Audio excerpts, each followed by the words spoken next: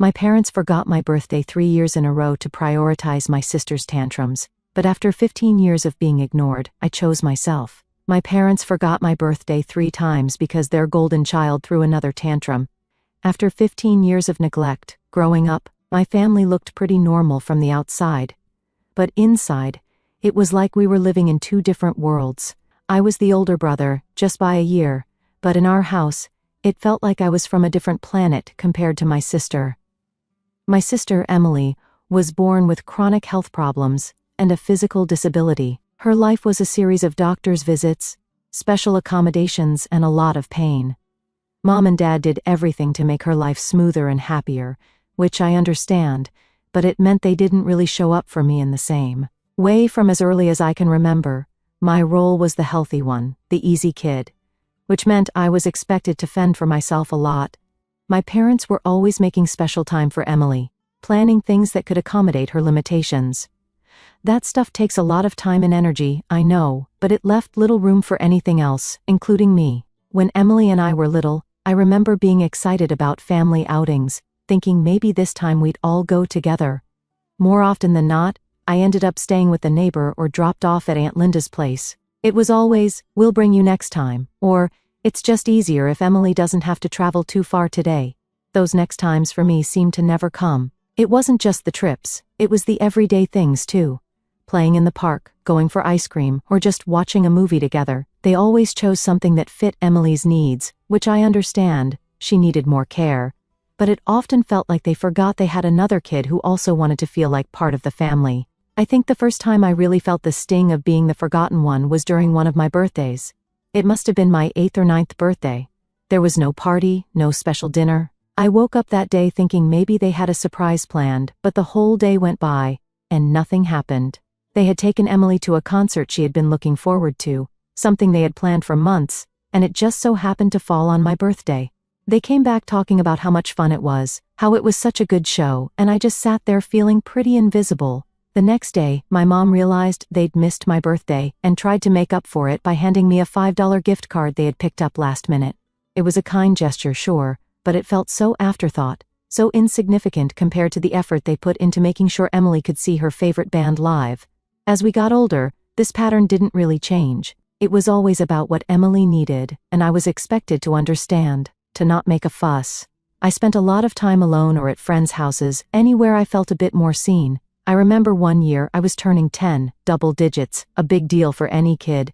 I had been dropping hints about wanting to do something fun as a family, maybe hit the local arcade or have a pizza party at home.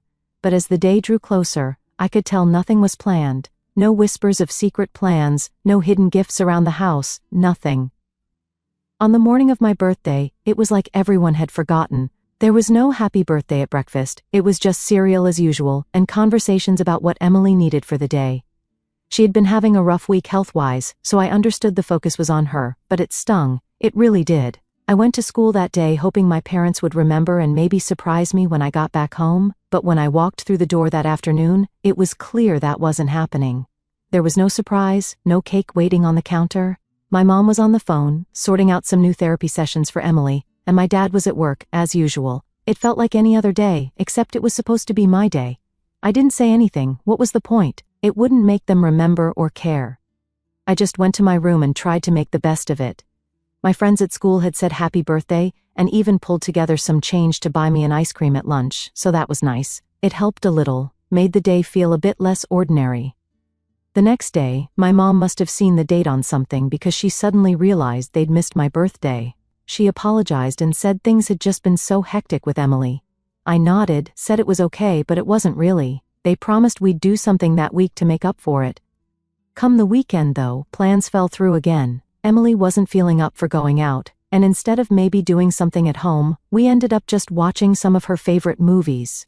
My dad picked up a cake, one of those pre-made ones from the grocery store, but it was almost an afterthought, a consolation prize, not a celebration. This pattern wasn't new, it was just more of the same. Another year, another forgotten celebration. It wasn't just about the party or gifts, it was about feeling recognized, feeling like I mattered too. But each missed birthday was a reminder that, in the grand scheme of things, my needs, my desires, were always on the back burner.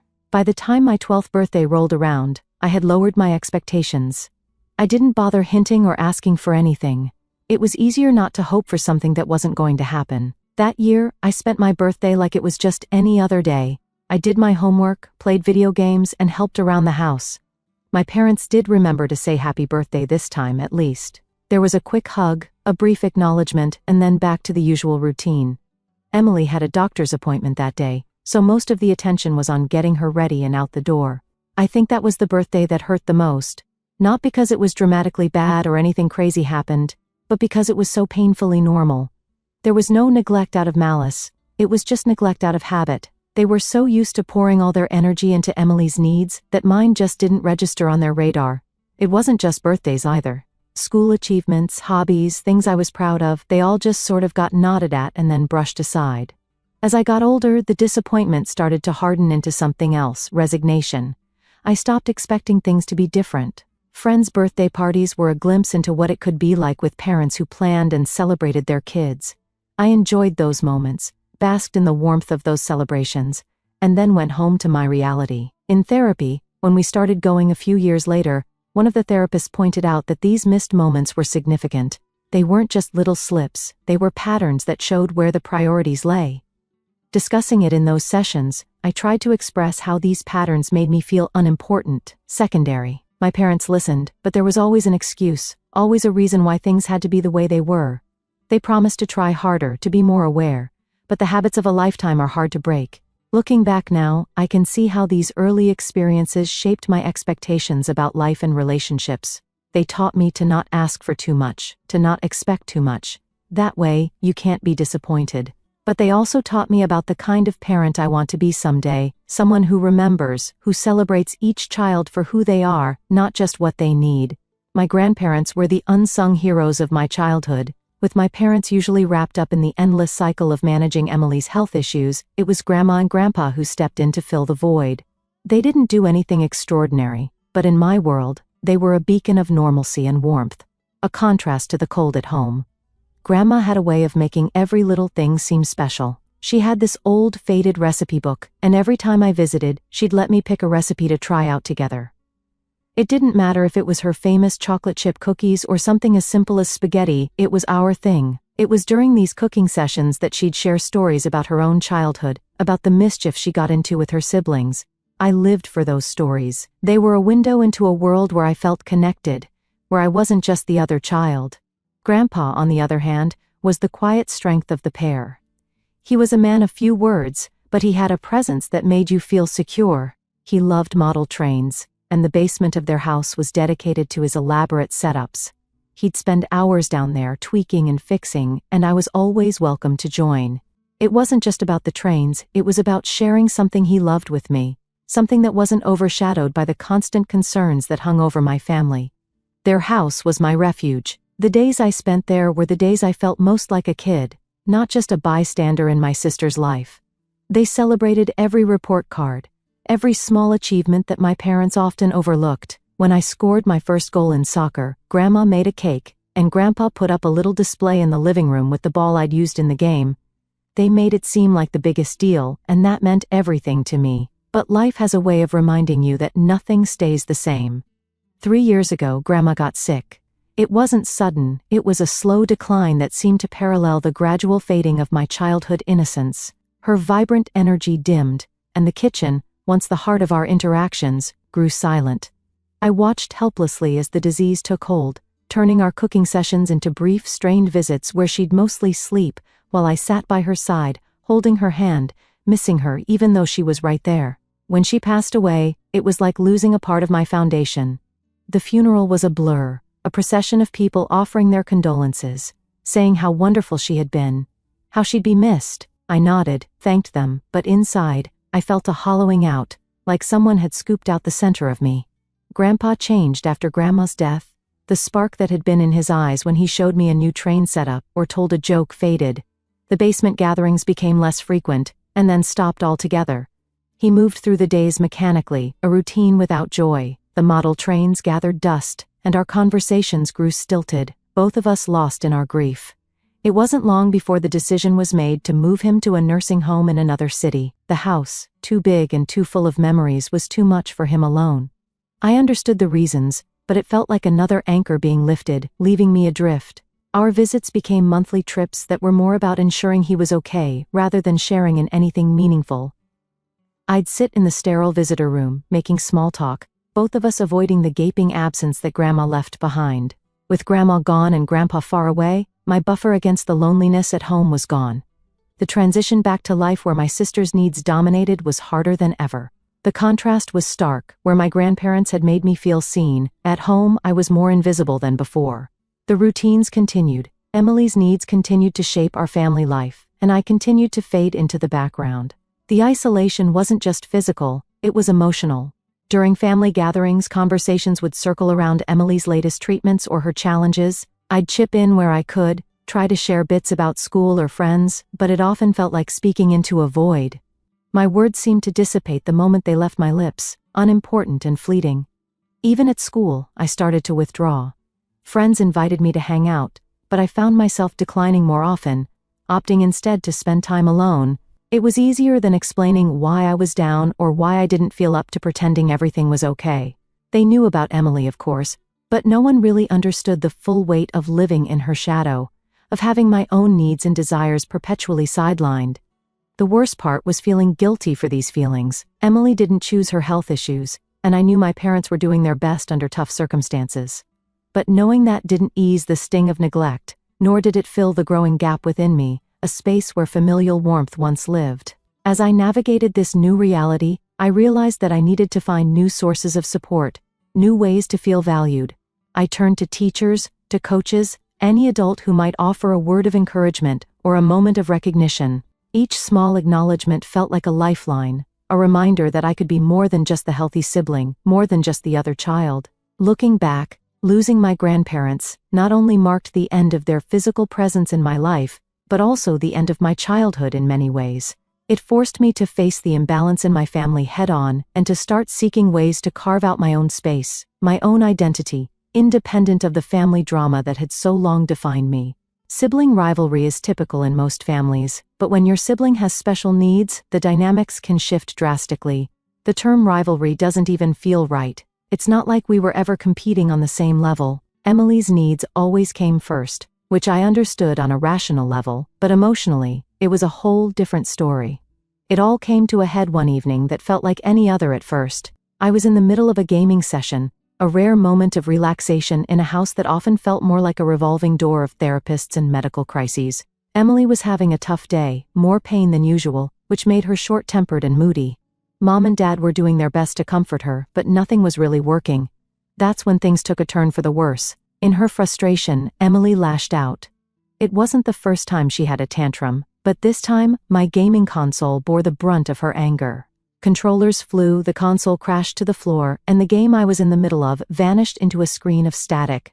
I was stunned, just staring at the wreckage of what was my only real escape from the everyday stress. When I looked to my parents for support, hoping for once they'd see the impact of Emily's actions on me, all I got was a hurried apology as they scooped her up to calm her down. They were more concerned with her tears, her reasons for the outburst, than the fact that she destroyed my property. Something that mattered to me. The message was clear. Her immediate needs were more important than any of my feelings or possessions. That night, after Emily calmed down and everyone else seemed to move on, I was left with a broken console and a growing resentment that no amount of silent brooding could dissipate. I lay in bed, thinking about how unfair it was that her needs not only came first but seemed to be the only needs that mattered.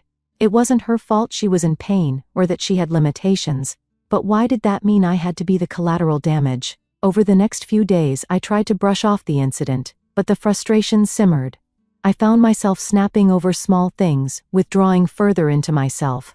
My parents noticed but misinterpreted my mood as typical teenage angst, attributing it to school stress or just a phase.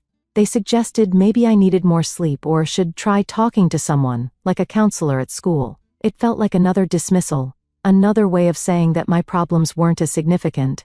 It was around this time that I first brought up the idea of family therapy. I wasn't sure what to expect, but I was desperate for anything that might help us communicate better. To my surprise, my parents agreed. Maybe they realized things were starting to spiral, or maybe they hoped a professional could smooth over the growing cracks in our family dynamics. Either way, we found ourselves sitting in a stark, quiet room across from a therapist who seemed genuinely interested in hearing from each of us. Therapy sessions started to become part of our weekly routine. While they were supposed to be a space for all of us to improve our communication and understanding, it quickly felt like we were just going through the motions. My parents, eager to rectify their past neglect, initially threw themselves into the process with a kind of desperate energy. For a brief period, it seemed like we were making genuine progress. During these sessions, the therapist encouraged us to share our feelings openly, which was a new and uncomfortable experience for everyone. I talked about feeling like an outsider in my own family, about the pain of having my needs and interests consistently overlooked. It was liberating to voice these feelings, to have them acknowledged by a professional who didn't immediately dismiss them as teenage drama. My parents listened, really listened. For the first time in a long time, they seemed shocked to hear how deeply their actions, or lack thereof, had affected me. There were tears, apologies, and promises to do better. For a moment, I allowed myself to believe that change was possible, that we could find a new normal where I wasn't just an afterthought.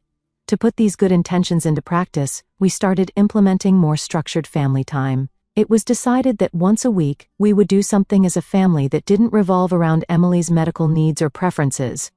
It was a small concession, but it meant the world to me. The first few times were awkward but also kind of nice. We went to movies, visited museums, and even spent an afternoon bowling, activities that had no direct connection to hospitals, therapy, or medical discussions. However, the shift in focus didn't go unnoticed by Emily. She had grown accustomed to being the center of our parents' universe, and the sudden change sparked a deep-seated jealousy. It started with small comments here and there, subtle digs about how much fun we must have had without her, or how it was nice for her to have some quiet time at home. Her tone was light, but the underlying message was clear. She felt left out, and she wasn't happy about it. The situation escalated quickly during what was supposed to be a calm family dinner. Emily broke down. She accused our parents of neglecting her, of forgetting about her needs in favor of spending time with me. Her reaction was intense, fueled by a mix of genuine fear of being left out and a manipulation tactic she had learned to use effectively. My parents, caught off guard and riddled with guilt, stumbled over themselves to reassure her, to apologize for making her feel that way. The backlash was immediate. Our scheduled outings became fewer and farther between, and when they did happen, they were overshadowed by the tension of Emily's displeasure. My parents were torn, trying to balance their newfound commitment to me with their instinctive need to cater to Emily's emotional and physical health.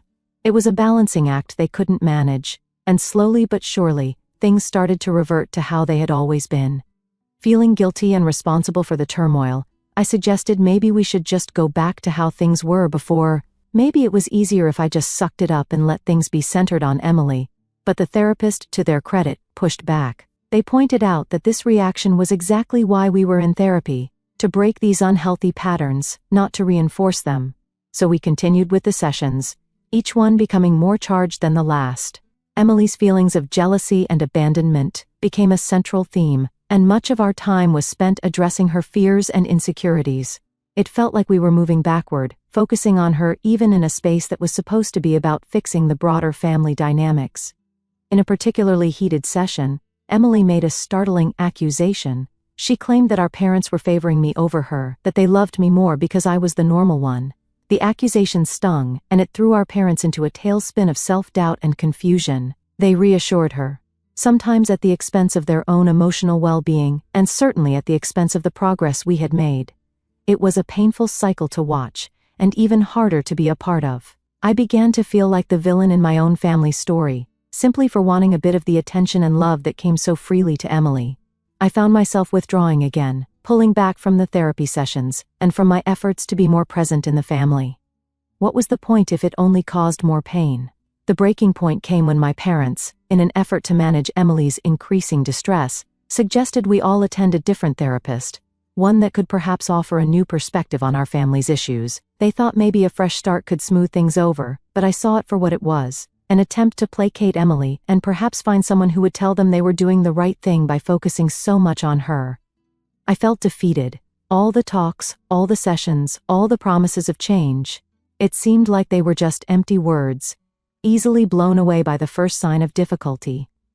I was tired of fighting, tired of feeling like my presence was a burden or a cause of conflict. So I pulled away, resigned to the status quo where Emily's world was the only one that mattered, and I was just living in it. The cycle of therapy sessions and rehashed promises became too much. I was tired, emotionally and mentally drained from the constant tug of war for my parents' attention. It seemed like no matter what we discussed in those sessions, the outcome was always the same. Emily's needs overshadowed everything else, and my feelings were just side notes that were acknowledged but never really addressed. The breaking point came during a particularly tense therapy session. We were all seated awkwardly, the air thick with unspoken frustrations. The therapist had been trying to guide us toward a more balanced family dynamic, but the efforts felt futile. My parents were obviously stressed, torn between their two children, and Emily was visibly upset, feeling like she was losing her grip on the only reality she knew, one where she was the primary focus. I had prepared myself to speak openly that day, to really lay out how I felt. I needed them to understand the depth of my isolation within the family. So I took a deep breath and started talking. I didn't just skim the surface with general statements about feeling left out. I dove deep. I shared how hurt I was that my achievements and milestones felt ignored, how it felt like my birthdays were just days on the calendar to them, how I felt more like a roommate than a son. The room was quiet as I spoke, the kind of silence that feels heavy, like it's holding back a storm. My parents looked shocked, perhaps not realizing how much their actions, or lack thereof, had affected me. Emily, however, seemed agitated, shifting uncomfortably in her chair as I laid out my feelings. When it was their turn to respond, the reaction was not what I had hoped for. My parents were defensive. They started with apologies, as they had before, but quickly shifted to justifying their actions. They talked about the complexity of Emily's health issues, how her needs weren't just preferences but necessities. They said they were doing their best under difficult circumstances. Emily then spoke, her voice shaky with emotion. She accused me of trying to make her feel guilty for things beyond her control, of being selfish for wanting what she saw as equal attention. The words stung. It wasn't about competing with her, it was about feeling like part of the family. The therapist intervened, trying to steer the conversation back to a constructive path, but the damage was done. The air was thick with hurt feelings and accusations. I felt a mix of anger and despair. It was clear that no amount of talking was going to change the fundamental dynamics in our family. My parents were too entrenched in their roles as caregivers for Emily to see beyond her immediate needs, and Emily herself was not ready to see our family as anything but centered around her. The session ended with a tense agreement to keep trying, but as we left, I knew something had shifted for me. The faint hope I had held on to, that therapy could bring us to a better understanding, had evaporated. I was done trying to fight for attention, done trying to explain my feelings to people who couldn't seem to grasp their importance. Over the next few weeks, I withdrew. I spent more time alone, focusing on school and my own interests outside of home. My parents noticed but seemed unsure how to bridge the gap that had widened between us. They made tentative attempts to connect, asking about my day or my plans for the weekend, but it felt hollow, like too little, too late. Emily also noticed my withdrawal, but her response was mixed. Part of her seemed relieved to have the spotlight firmly back on her, but there was also a tentative curiosity about my newfound independence. She asked me a few times about my activities, a flicker of interest in her eyes, but we were both too scarred from past conflicts to really open up again. As the weeks turned into months, my plans for the future began to take shape with more clarity. I realized that I needed to find my own path, one that didn't involve waiting for my family to recognize my needs. I started researching colleges, scholarships, and programs that interested me, pouring my energy into building a life where I didn't feel like a secondary character. My relationship with my parents remained strained. We spoke, we shared meals, we lived under the same roof. But there was an unspoken understanding that things were different now. They continued their focus on Emily, now more cautious in their interactions with me. Perhaps afraid of sparking another confrontation, the suggestion to switch therapists came up again, this time with a more urgent tone from my parents. They were hopeful that a new perspective could mend the fractures within our family, but for me it felt like agreeing to start a book you already knew the ending of, pointless and exhausting. I declined. I told them it was too late for new beginnings in therapy, that ship had sailed, and I was already looking toward new horizons. They were disappointed, but there was also a resignation in their acceptance, a recognition that they had missed too many opportunities to make things right. I wasn't angry anymore, just resolved resolved to move forward, to build my own world where I was more than just an afterthought. It wasn't the family dynamic I had hoped for, but it was one I could live with, knowing I had tried, knowing I had finally chosen to prioritize my own well-being. After I moved out and reduced contact with my family, life started feeling more like mine. I wasn't just the older brother, always sidelined by my sister Emily's needs anymore. I was just me, living my own life, making my own rules in a new city. The decision to go low contact wasn't easy. Family is family after all. But the constant neglect had taken its toll, and I needed space to figure out who I was outside of that dynamic. At first the quiet was strange, no background noise of Emily's needs or the chaos that usually surrounded them. It was just me and my thoughts, which was scary and freeing at the same time. I found a small apartment, got a job that I didn't mind, and started piecing together a routine that was all my own. When my first birthday rolled around after the move, I wasn't expecting much. Maybe a call, if I was lucky, but the day came and went with silence. No calls, no texts, nothing. It hit harder than I expected. It's not like I wanted much, just a sign that they remembered I existed outside of Emily's world. I ended up spending the day alone, reflecting on everything that had led to this point. It was a sobering reminder of why I had put distance between us. I let it slide without making a fuss. Instead, I used it as motivation to invest more into my new life. I started making friends, really good ones, people who showed up for me, who remembered small details and made plans. We'd hang out after work, grab drinks, or just chill at someone's place, playing games or watching movies. Little by little, I began to feel part of something again, a community where I wasn't just the other kid. The next year, I approached my birthday with a new mindset. I didn't bother checking my phone for missed calls or messages from home. Instead, I planned a big night out with my friends. We hit a couple of bars, laughed more than I had in years, and celebrated until the early hours. It was hands down the best birthday I'd ever had. For the first time, I wasn't an afterthought but the main event. And it felt amazing. Days later, curiosity got the better of me, and I called home. Sure enough, they had forgotten again. This time, there wasn't even an apology, just straight into how things were going with Emily. It stung a bit, but it also solidified my resolve that I was doing the right thing by keeping my distance. My life was here now, with people who valued me. By the third year in my new city, my birthday had become something I genuinely looked forward to.